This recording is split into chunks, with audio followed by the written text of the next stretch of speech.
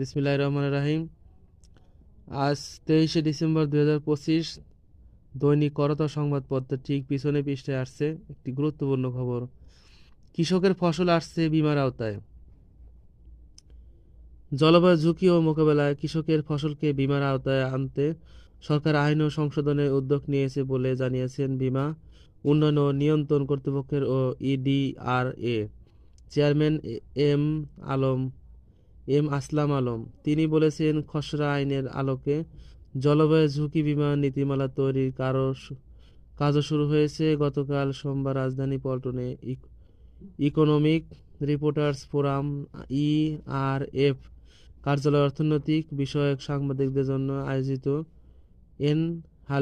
হ্যাপিং media capacity on climate risk and insurance শীর্ষক কর্মশালায় তিনি এ মন্তব্য করেন। তিনি এডিআরএ চেয়ারম্যান আসলাম আলম বলেন, প্রতি বছর জলবায়ু পরিবর্তনের কারণে মানুষ তাদের ঘরবাড়ি, দৃঢ় জীবিকা হারাচ্ছে।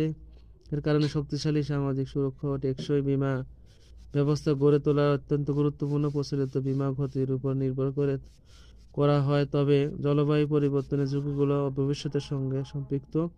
এজন্য প্যারামেট্রিক বা আবহাওয়া ভিত্তিক বীমা প্রয়োজন। এটি আইন স্বীকৃতি নেই বাংলাদেশে, নীতিমালা হলেও স্বীকৃতি মিলবে। তিনি বলেন, এই বিষয়ে সবাইকে সচেতন করতে হবে। ধন্যবাদ আমাদের সাথে থাকার জন্য।